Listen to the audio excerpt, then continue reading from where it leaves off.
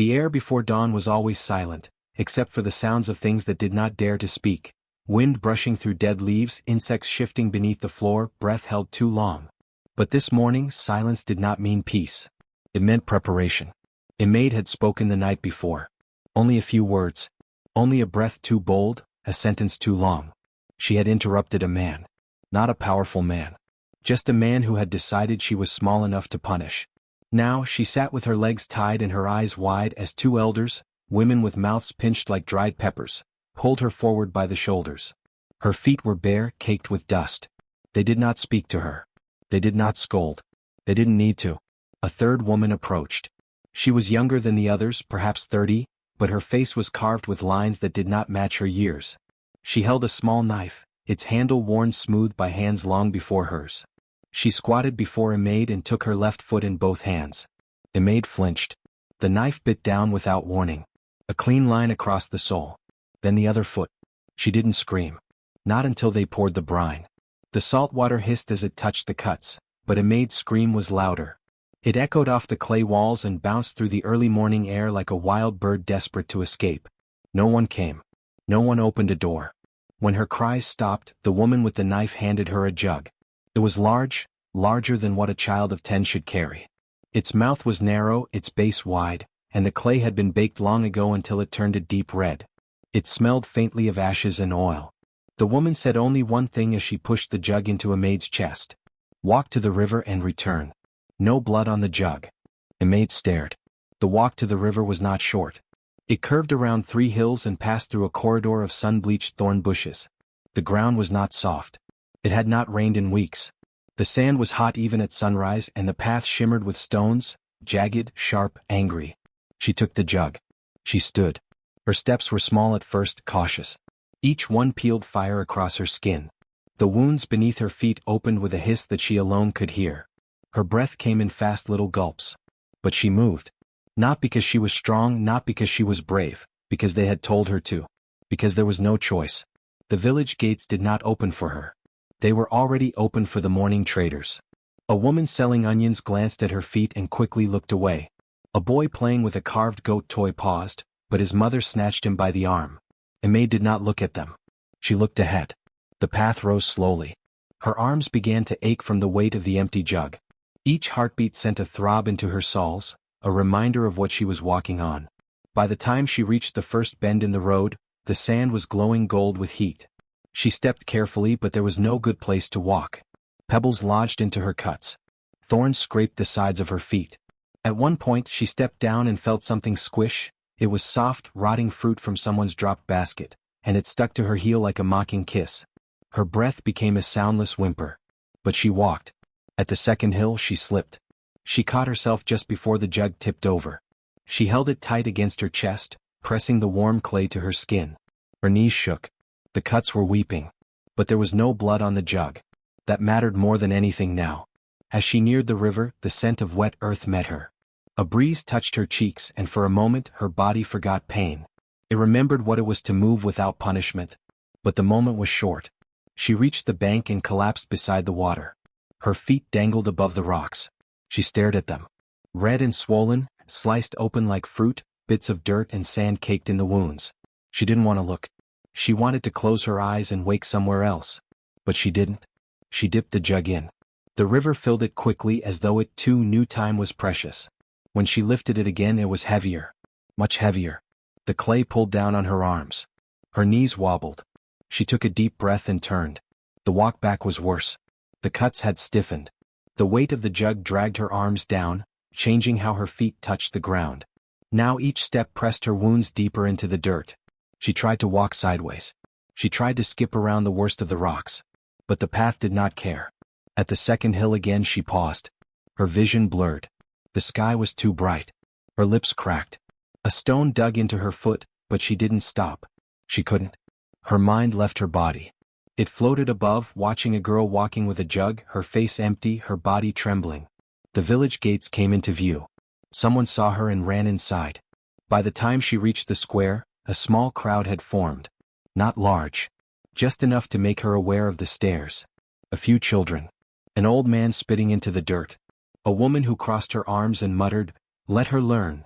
A maid walked until she stood in front of the house again. She placed the jug down carefully. No blood. Not a smear. Not a drop. She turned to leave, but a hand grabbed her arm. The same woman from before. The one with the knife. She looked at a maid's feet, then at the jug. She nodded once. Then turned and walked inside. No words. No praise. No water. No bandage. A maid stood alone in the square. The jug stood beside her. A mark left on the ground from its base. She looked down at her feet.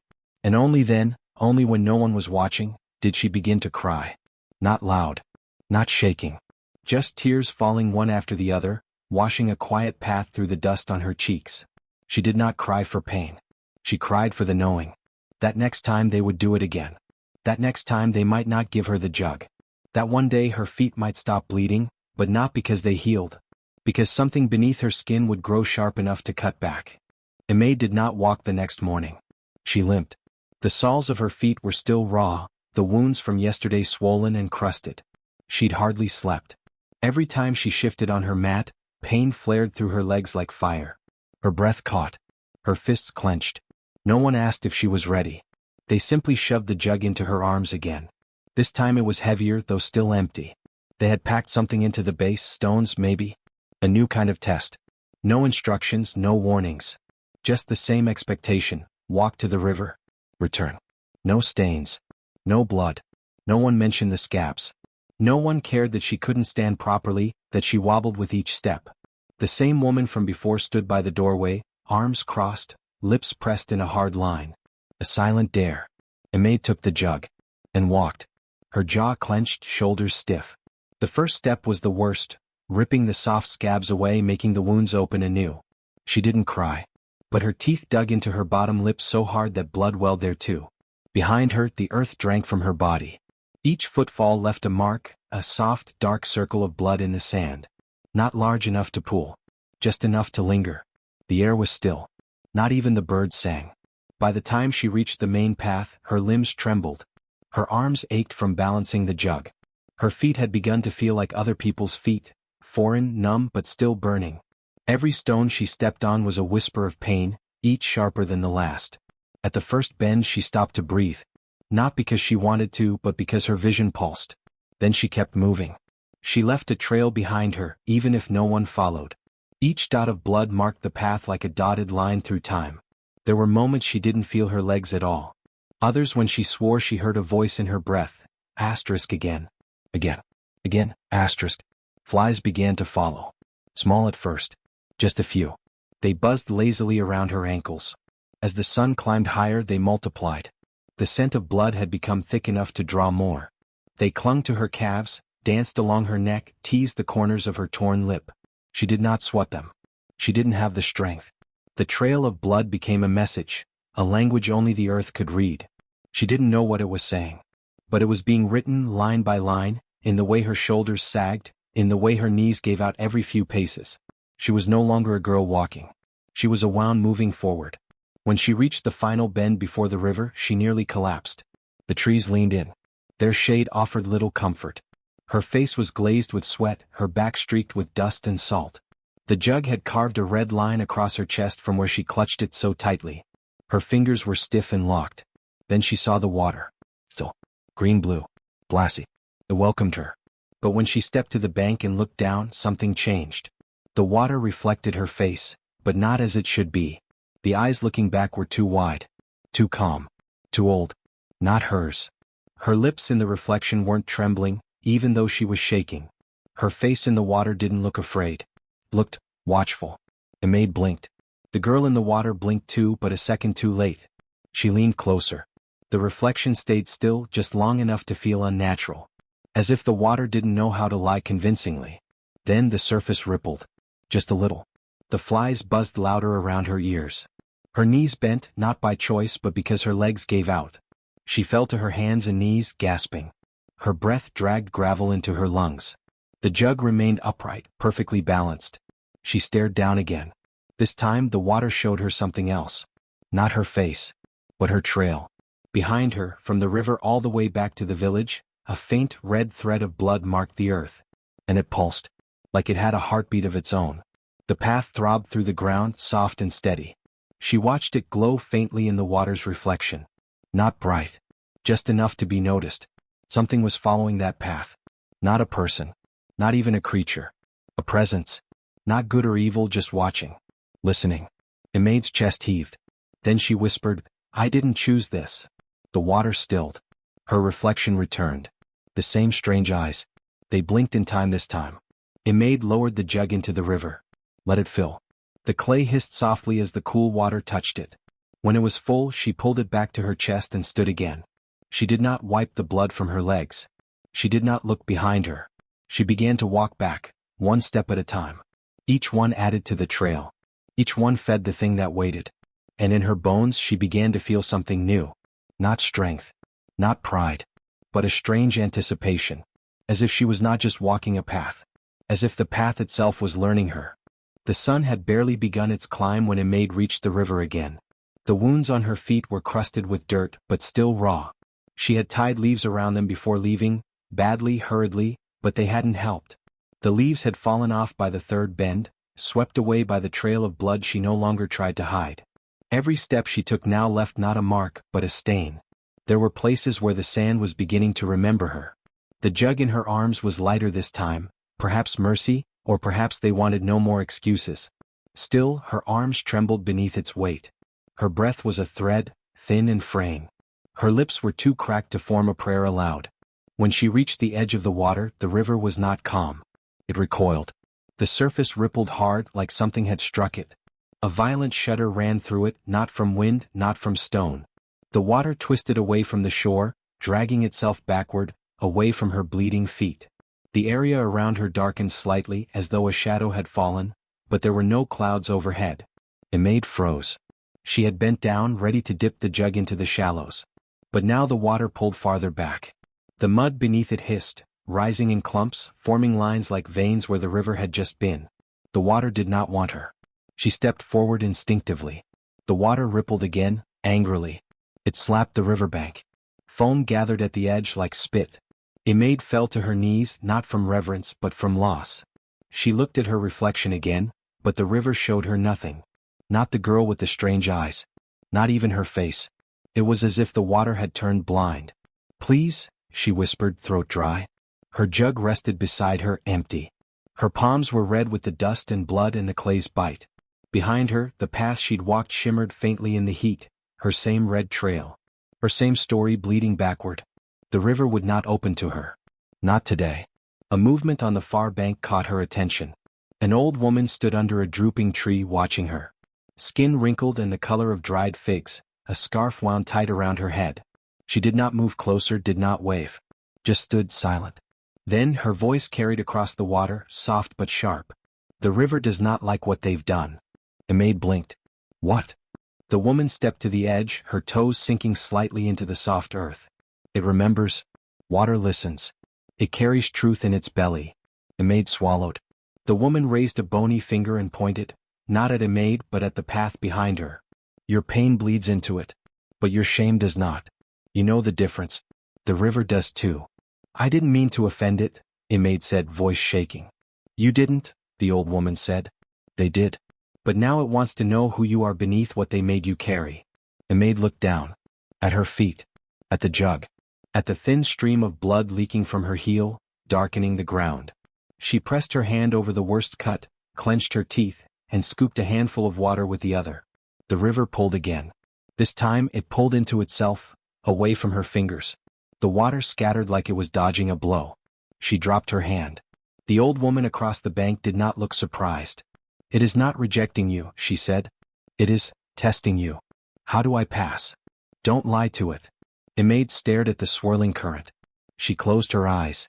She didn't know what not lying to a river meant, but she could try truth. So she knelt fully, let the jug roll away, and bent over the edge of the riverbank until her mouth was nearly touching the water. And then very softly she whispered everything. Every word she wasn't allowed to say aloud in her own home. The names they called her. The way her mother looked away. The way her feet screamed at night when she tried to rest. The way her body tensed whenever someone lifted their hand, even in kindness. She told the river how she used to dream of running, but now could barely imagine walking without pain. She told it about the girl in the water, the one with eyes that weren't hers. She told it about the silence she carried like a second skin. And then she was quiet. The river stilled. Then, as she reached again for her jug, the water trembled, but not with rejection this time. With permission. It flowed forward, slowly, just enough to touch her fingers. A single drop lifted from the surface. It hovered, an impossible silver bead of light, then fell into the mouth of the jug with a soft plunk. Just one. But it echoed. Aimee didn't move. Didn't dare breathe. The river had offered something, not out of pity, not even out of forgiveness, but out of acknowledgement. It had seen her. Heard her. And in that moment she realized what had changed. The river had not looked away because of her. It had looked away for her, refusing to allow her pain to be ritualized. Refusing to be a vessel for her punishment. The river had its own dignity. Now it had allowed one drop. One offering. One answer. Aimee stood. She lifted the jug, nearly weightless with just the single drop inside. And she began to walk home. The trail behind her was thinner now. Less blood. More dust. The flies did not follow her. And for the first time she didn't hear silence around her. She heard water, somewhere far beneath the earth, whispering her name. Aimee stepped onto the path with her jug cradled in both arms.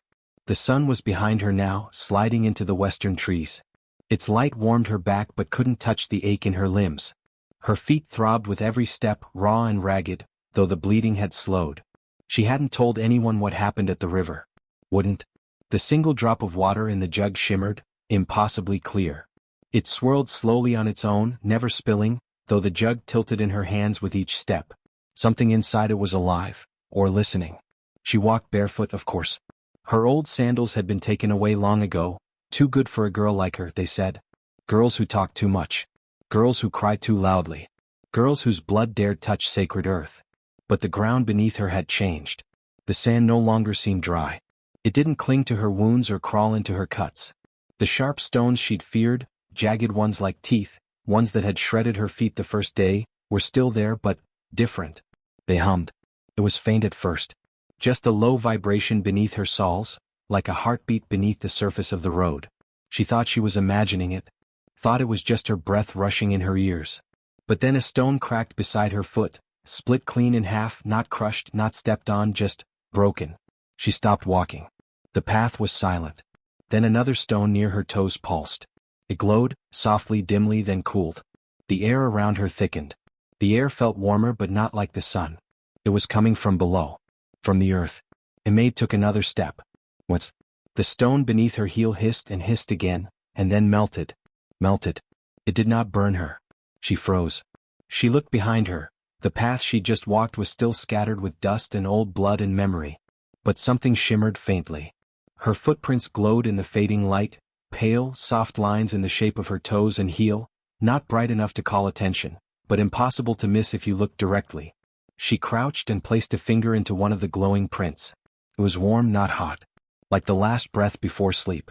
It made her feel drowsy but also focused. The hum in her bones matched the hum in the stone. Why? She whispered. The stone didn't answer. But the jug in her hand gave a soft pulse, a vibration she could feel through the clay. The single drop of water still shimmered, swirling slowly. She stood again. The stones ahead of her didn't move, but they shifted in color. Dull grays brightened, dirty browns sharpened into gold veins. She felt them watching her or not watching, waiting. Each step she took seemed to wake something new. A small ripple beneath her foot, a warm push of air, the faintest feeling of being lifted, just a little. She realized suddenly that her legs no longer ached. Her feet still hurt, yes, but the pain no longer screamed. It whispered. It pulsed with rhythm. Promise. That word filled her chest like breath. Not hope. Not healing. Promise. Like the beginning of something old coming back to itself. She walked slower now, not from weariness but from reverence. Something had changed beneath her skin, and the ground knew it before she did. The stones did not part for her, they acknowledged her. She did not float, she endured. But the pain was no longer empty. It belonged to her. And the earth knew her name. She remembered the old woman at the river, how her voice cut through the wind. The river listens. Water carries truth. What if the stones did too? What if the ground beneath her feet had been listening this whole time? What if the very things that cut her could now choose not to? Or better, what if they chose to cut back? The thought made her pause. She knelt again. Reached down. Picked up a pebble, one that had shimmered faintly under her heel. It was warm to the touch. She turned it over in her palm. There on its surface, a thin line ran through its center like a scar. She traced it with her thumb. And it pulsed. What? Then went still. Maid looked up. The path home stretched before her, just as long, just as cruel. Her jug was still nearly empty. Her clothes clung to her skin with sweat and dust. But her body felt different. She was not light, but she was no longer sinking. She stood. The wind picked up, not from the west but from the earth. A gust rose from below, brushing her ankles, lifting the hem of her skirt. And when she walked again, the stones no longer dared to cut her. They cracked. They split. And they hummed as if remembering their old duty. She reached the outskirts of the village just as the sky turned lavender. A few women tending to evening fires looked up as she passed. One of them frowned. Another crossed herself. No one spoke. But after she passed, they whispered. She could feel it. Could feel their eyes on the ground where she walked.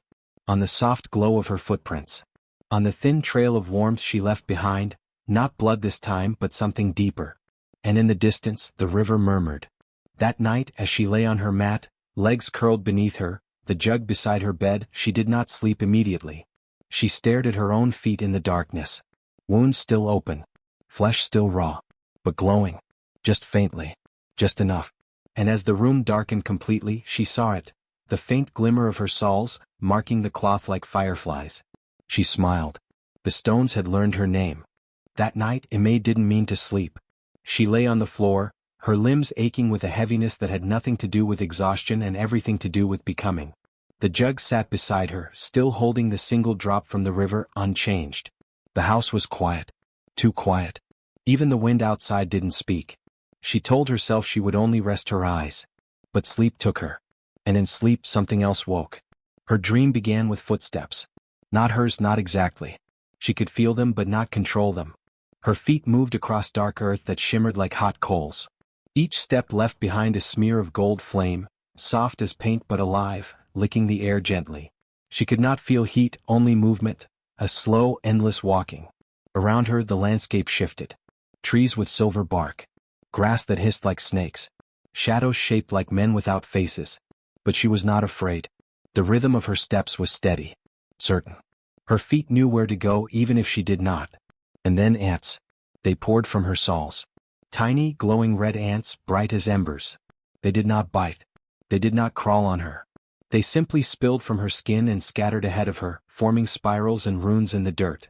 They moved with purpose, each one murmuring something too quiet to be heard with ears, yet May knew the words. They spoke not in sounds but in knowing. They whispered curses. Old curses. Before language. Before punishment was a concept. The earth responded. It rippled beneath her steps, stones rearranging themselves, dust lifting, roots pulling away from the path her feet claimed. Some shadows tried to step into her trail but hissed as the flame ants brushed against them. They recoiled. They remembered. Maid watched herself walk through this strange world and felt something she hadn't felt in many days. Not pride, not relief. Power. Not the kind someone gives you. The kind that rises through you, like smoke from your own blood. But with the power came pressure. Heat began to rise from her ankles. It crept up her calves, slow and smothering. She looked down and saw that her feet were glowing, not just the soles now but the skin itself, lit from within like molten clay. Thin lines traced her bones, symbols forming where blood vessels should be. She tried to stop walking but her body wouldn't obey. The trail continued to blaze behind her, brighter and brighter, until it looked like a seam being cut across the world. Then her skin cracked. Just slightly. Not with blood, with light. She gasped. And woke. Maid sat upright, drenched in sweat. Her mat was damp. Her hands trembled. The jug beside her pulsed softly, the single drop glowing faintly in the dark. She couldn't breathe for a moment, not because she was choking but because her chest was full. Not with fear. With memory. Of somewhere she hadn't been but had become. She swung her legs out and placed her feet on the ground. No sting. She blinked. In the dark, she raised one foot slowly and touched it with her fingers.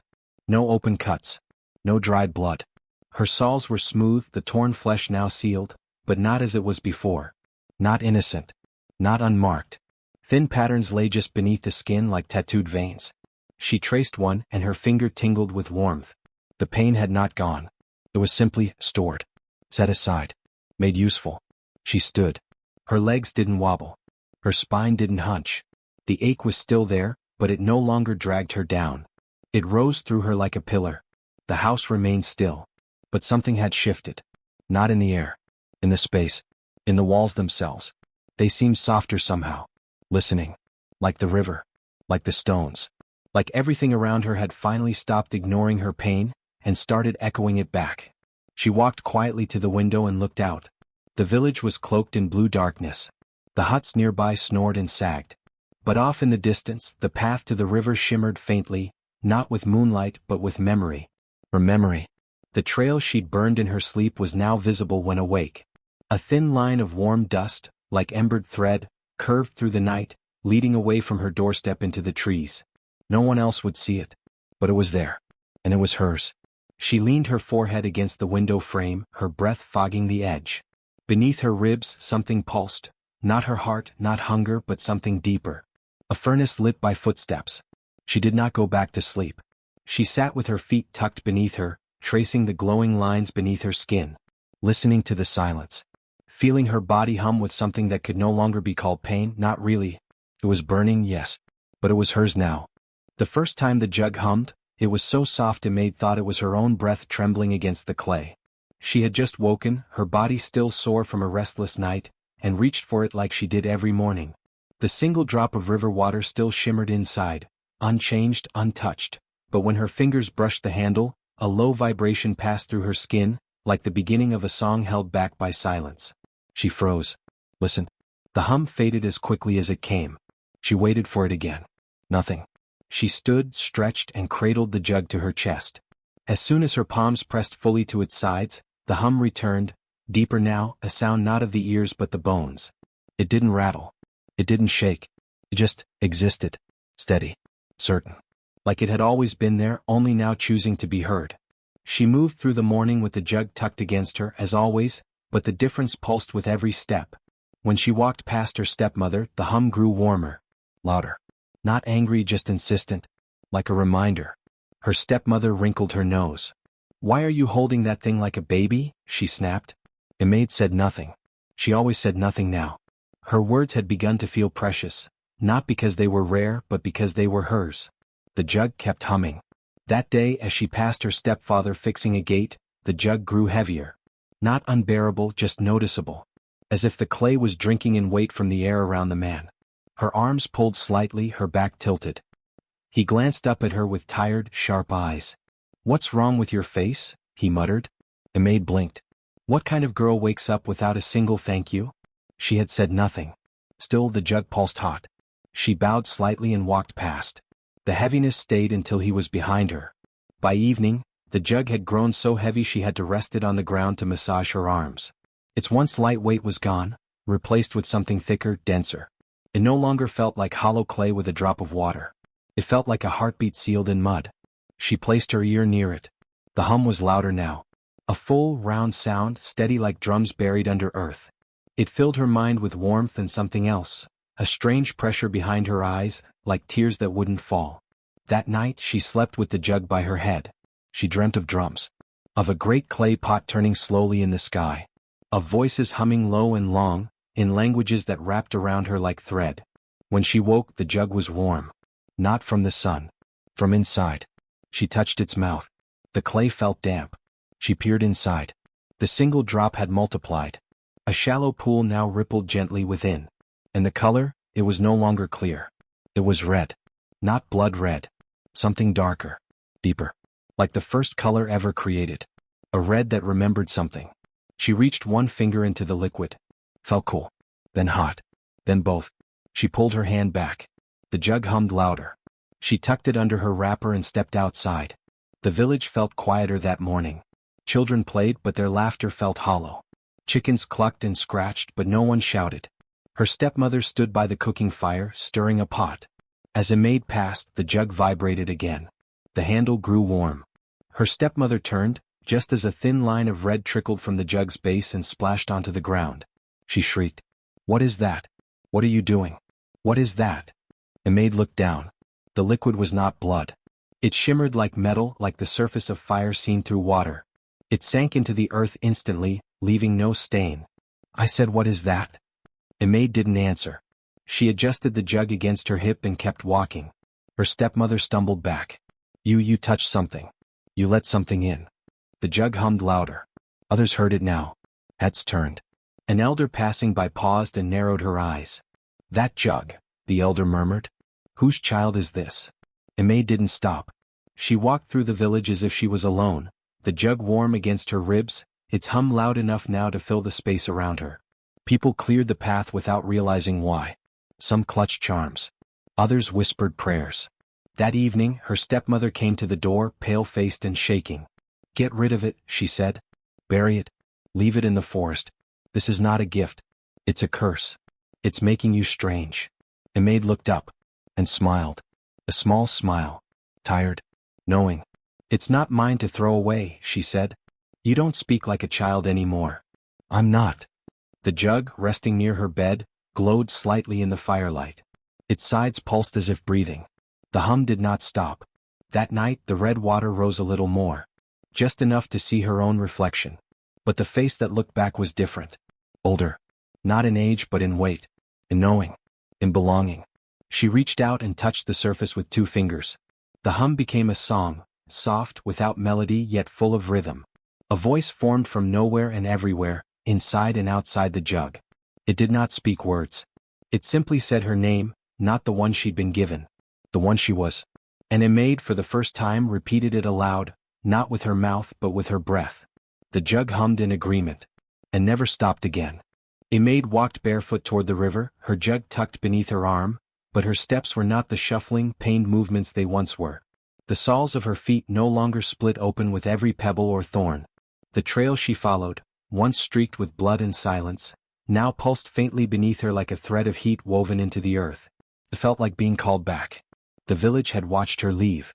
Some in curiosity, others in fear. Her stepmother hadn't dared speak. She didn't walk faster. She walked truer. The jug hummed against her ribs. As she neared the bend where the tall reeds whispered secrets to each other, she heard something she hadn't before, frogs croaking in strange, broken rhythms. Like a chant. Like a name. Her name. Maid. Maid. Maid. Each croak seemed to deepen the air around her. The wind carried it too, threading it between the trees. And beneath that, the low thrum of the jug, steady as ever, resonating deeper now that it was near the water. When the river came into view, it shimmered with movement. Not just flowing, reaching. The surface rippled not from breeze, but from anticipation. The water looked hungry not for flesh or for blood, but for memory. For her. As she stepped forward, a small figure rose from behind the bushes, the same old woman who had watched her struggle days ago. But this time she did not stay seated. She bowed. Oh, and stayed bowed. Maid froze. The woman's voice was gravel and air. Odo's child. She said it like a prayer. Like a truth too sacred to doubt. I didn't understand before, the woman continued. But the river did. And now we all must listen. Maid stepped past her and approached the edge. The river reacted. Its current surged forward, no longer pulling away in revulsion, but rushing toward her feet like greeting an old friend long kept away. It lapped at the banks, not gently but eagerly, swirling in strange patterns. She knelt, unafraid. The last time she had touched this water, it had recoiled. But now, as she dipped her hands in, the surface shimmered, then steamed. Where her fingers met the flow, tendrils of white mist lifted and curled into the air like incense. The old woman gasped. The reeds along the bank bent low, though there was no wind. A line of fish, golden and speckled, broke the surface, their mouths parting open soundlessly, but in that soundlessness, Maid heard it again. Her name. Maid. Not shouted. Not spoken in human tongue. But breathed by the world itself. The hum from the jug at her side joined the chorus. She dipped the jug into the river. This time it did not hesitate. The water rushed into it, not with the limp surrender of a normal stream, but with a force that made her grip tighten. It filled to the brim instantly, glowing slightly red, the same hue from before, only now laced with blue threads like veins of sky woven through fire. Maid stood, holding the jug before her. The old woman stood too, silent, tears streaking her cheeks without shame. Your mother came to this river once, she said. She was young, wild. She called out to Odo in defiance, not fear. I see now, the river answered then. And it answers again through you. Maid didn't reply. She didn't have to. The frogs croaked louder now, rhythmic and unbreaking. The fish swam in perfect circles. Even the trees on the opposite bank leaned in slightly, their leaves trembling not with wind, but recognition. She stepped into the shallows. And the water welcomed her. It rose around her ankles, not cold, not hot, but exactly right. It curled around her wounds, her skin, her memories. She walked deeper until the hem of her wrapper floated. Then she bent and whispered to the current. "Thank you." The water stilled. For a single heartbeat, everything went silent. Frogs, wind, fish, trees. And in that breath of stillness, Imade understood something not spoken aloud. The river did not just remember her. It had been waiting. That evening, the sky turned the color of bruises, deep purple around the edges, swollen with a tension the village could feel in their skin. Yet only one roof groaned beneath what came next. Imade stood outside her house, barefoot, jug in hand as the first drop fell. But not on her. The rain fell in a circle. A perfect circle that carved itself around her feet and the clay jug resting against her hip. Her wrapper stayed dry. Her hair, her skin, her breath, untouched. But the house behind her, the house that had once held her cries in its walls and muffled her bruises beneath its floorboards, that house took every drop. It didn't start with a roar. The rain came quiet, persistent, cold, sure. The thatched roof darkened in patches, then completely, the straw sagging like wet fur. The wooden planks creaked under the weight of memory. Then came the scent, damp rot, old sweat, something spoiled awakening after being long buried. Inside, no lanterns lit. No voices called. Her stepmother had seen her leave that morning with the jug humming and the air quiet. She hadn't dared speak. Now, through the thin curtain over the doorway, Imade could see movement, pacing, frantic. A figure clutching a broom, eyes wild, watching the drops form puddles across the floor. The puddles didn't stay flat. They pulsed. They crawled into cracks. They pressed upward, lifting the floorboards with slow, groaning sighs. Imade didn't move. She stood at the edge of the rain's reach, dry and still, her jug humming low and steady. The storm that drenched her home had no thunder, no lightning. Just wait. Every drop a memory returning home. The ground softened beneath the house, turned sponge-like and greedy. Mud swallowed the stilts beneath the far corner first, sucking the wood down an inch, then two. A window shattered as the frame twisted. A stool tumbled over inside. Someone shrieked. But no one ran out. No one dared. Her stepfather's voice bellowed once, a sharp, command-like shout. Then stopped. Silence inside. Rain outside. A woman from the neighboring hut stepped out and gasped, covering her mouth. "The house," she whispered. "It's sinking." She looked at Imade as if expecting her to panic. But Imade only turned slightly and shifted the jug from one hip to the other. The water inside it didn't slosh. It sat still, heavy as memory, calm as truth. Children peeked out from behind corners. A few stepped closer, barefoot like her, eyes wide. They didn't speak, but they didn't look away either. They watched the girl who had once bled her way down the village path now stand dry in a storm that only touched what had hurt her. As the house sank another inch, the front step broke in half. The door sagged. A hinge snapped. The curtain fluttered once, then fell flat against warped wood. No one came out. No one dared strike her. Not now. Not after the rain chose where to fall. An elder approached slowly from the side. Her back bent, her wrapper soaked, but her gaze sharp as river stone. She stood beside Imade, just outside the circle of dry earth. "The rain has long memory," she murmured. "It falls where truth was denied." Imade didn't answer. She didn't need to. The elder nodded, eyes fixed on the sinking house. "One day," she added, "they may beg to be let back into the dry. But it will be the jug that decides." Imade looked down at it. The clay was warm. The hum low, soft now, almost gentle. She turned then, walking slowly into the dark. The house behind her groaned again. And dropped another inch into the waiting ground. The first girl came at dawn, silent and barefoot, a strip of old cloth wrapped around her ankle. Her lip was split. Her eyes darted like she still expected someone to call her back, to drag her by the wrist and remind her she belonged behind doors, not walking freely in the open. But she kept coming, one cautious step after another, until she reached Imade's small clearing beneath the tall palms by the edge of the village. Imade had seen her before. A neighbor's daughter. Quiet. Always hunched. Now she stood shaking, afraid to speak. Imade said nothing. She simply rose, poured a dipper of water from the jug and offered it to her. The girl drank. Her lips trembled. Her hands too. She lowered the bowl and whispered, "I want to walk there." Where you did. Maid nodded. She pointed down the path leading to the river, that old red trail where her own blood had once marked every stone. The girl hesitated, looking down at her feet. The cloth on her ankle had unraveled. Maid stepped forward, lifted the girl's foot gently, and tore a piece from her own wrapper. She wrapped it around the wound. Then she said softly, "This path doesn't belong to pain anymore." Together they walked.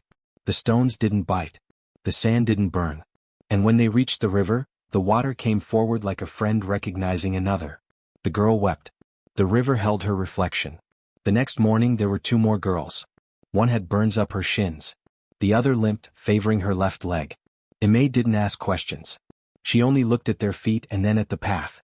By the end of the week there were 7. Some with bandages. Some without. Some who spoke. Some who couldn't. But all of them walked behind her. Maid no longer needed to lead the way.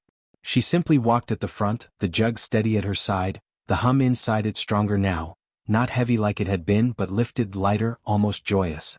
The water inside shimmered faintly at dusk, like it too recognized what was happening.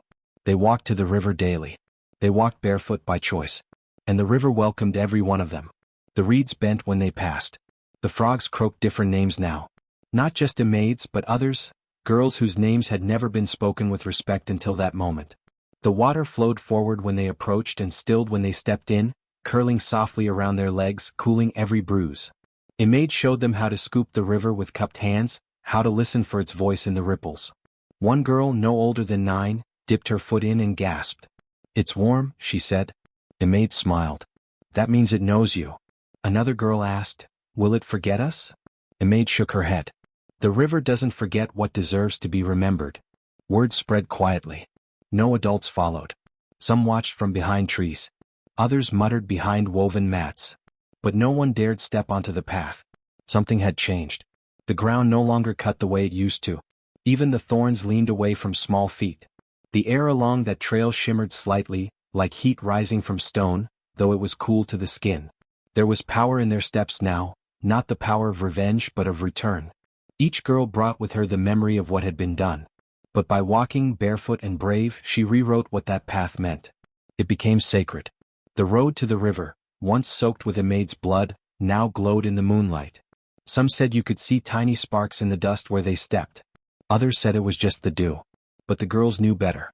Their feet had learned a new language. Not one of pain, but of defiance and direction. And when the wind blew through the village at night, carrying the scent of wet earth and river weed, the people whispered, "Another girl must have walked." They speak of her now in hushed voices, not from fear but reverence. Around fires, beside cooking pots, beneath the wide silence of the evening sky, mothers lower their voices and tell their daughters, "There was once a girl who bled but now walks clean." They call her a maid, though some say the river gave her another name, one only the frogs and reeds still remember. No one dares speak it aloud. They say she walks still, not far, not gone, only quieter than before. That she returns to the river when the moon leans low in the sky, and the frogs have begun to hum their midnight songs. That the water, which used to pull away in shame, now rises to greet her, flowing over her ankles and embrace. There is no blood on the path. Not anymore. And that is what makes the elders quiet when her name is spoken. Not the miracles. Not the jug. Not even the house that sank. But the silence of the sand.